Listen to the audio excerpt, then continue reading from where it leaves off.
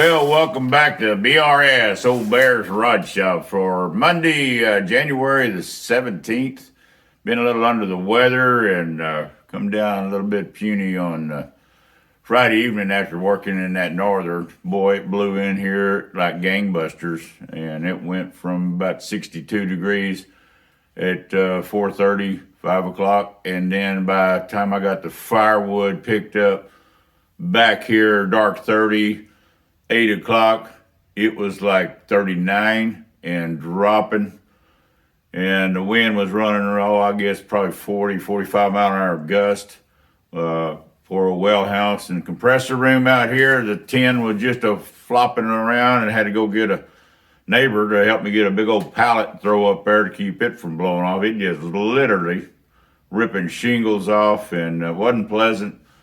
Firewood all night long, that was good. And probably going to wonder why I'm using the iPhone today. Takes a little bit more than this old geezer up here that got to learn all the functions and buttons. And it had the telescopic lens, and it had the microphone out here. But I will learn this. I just didn't feel like it over the weekend, and much less reading them little tiny funny papers. I mean, literally, got to have cheaters on, like 6 power, but nice camera. And, I like it because you can flip the screen. There we go. It's ready to go to work. I tried to go ahead and get a video done earlier, and then I got to go in there and download it or run this on Wi-Fi. We'll get to learn it. Let's get this out of the way. Let's get on with today's video. Been a while since we've been back. I think the last one was like last Tuesday or Wednesday. Back on the little bandsaw.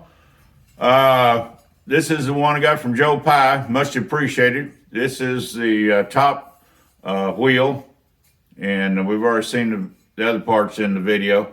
And very light, but it is steel. It's not aluminum. So, aluminum, we know some of them guys will, try to get by with aluminum over there in Taiwan, Japan, or where, anyhow, across the sea. Has no place to retain the bearing. And this pressed out really easy. I mean, literally, here's the back. And we're going to go over a little bit of the makeup on this, because I'm not going to use this. I'm going to rebuild this. A lot of videos out there, good videos. One of them being Mark over there at Winky's workshop. Thanks, Mark. Just a ton of them are out there, really good. But here is the Dayton, the 1962 Dayton saw. And it's actually a bigger saw than a 4.6, even though it says 4.5 by 6. But the little central machinery, the saw blade is about 2 inches shorter, and then there's a lot more cast. This is a good heavy piece. And this bearing, let's get rid of the magnet. Don't need to hold on to it. This bearing was retained. As we look here, this would be side-by-side views. And up here is the place for the adjustment with the knob and the, threaded rod. Same here. But a total different makeup, and this is hollow. I guess they thought they was going to save $1.50 worth of material. And this actually fit in here on to those 2 little ears. That's the only thing that's keeping this thing from turning, is these 2 little ears. And then this is it is so wore out. We've got about 8,000 in their play. And even if I was to machine this perfectly flat, it's got a crown in it. And the weld on here is like atrocious. I mean, it is MIG. It's not arc welded. Let me see if I can hold this up here better. Literally, it is just dirt daubered on there.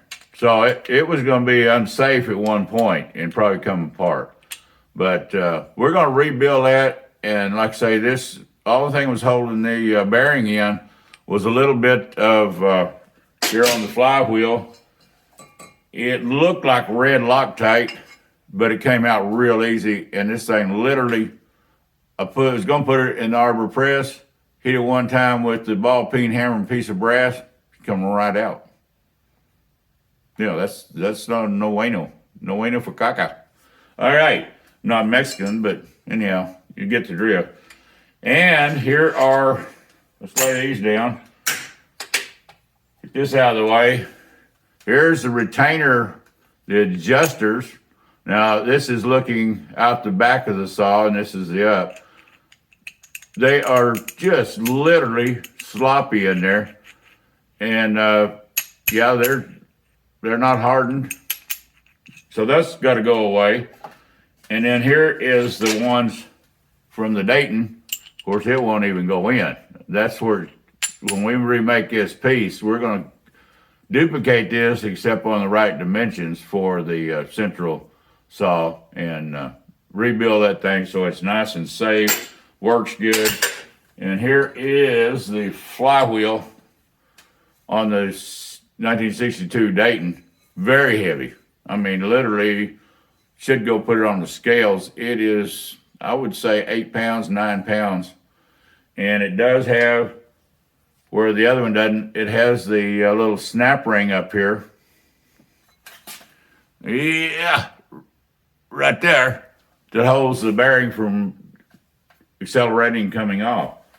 All right, that's just part of the agenda today. If anybody's watching our channel here lately, got a really nice shout out. We're going to surprise Brian Hayner over at Metal Shaper. Got a little package going to be sent out. I actually just texted him and said, hey, what about your postal carrier? Got any issues? You know, the box needs to stay dry. And he said, no, he had never had any problem there. So that's good. I think he's got a drop box. We have a front porch. It's in the dry, but not a lot drop box. Let's take a little gist right quick. This will be the package that's going over to Brian. He gave us a really nice shout out for Bear's Rod Shop.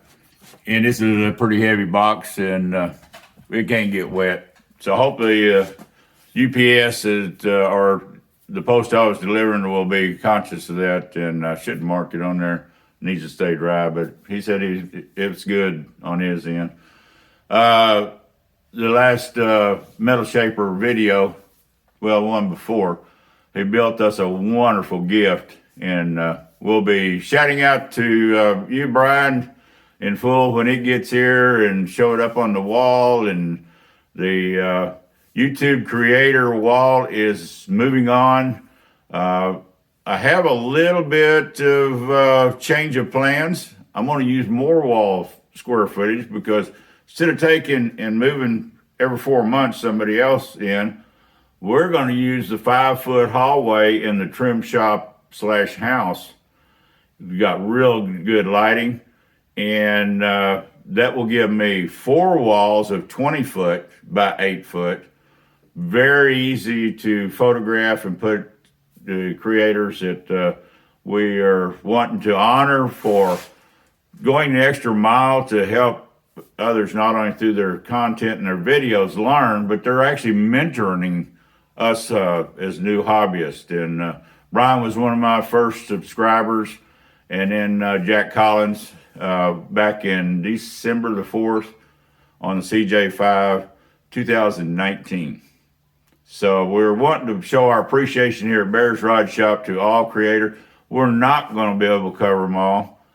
Don't get mad and frustrated at us.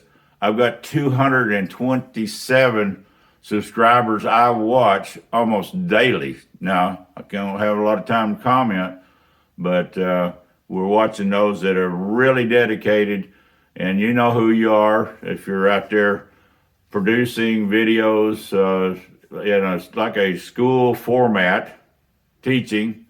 We're going to say the word Mr. Pete 222 because he is a dedicated YouTube shop teacher.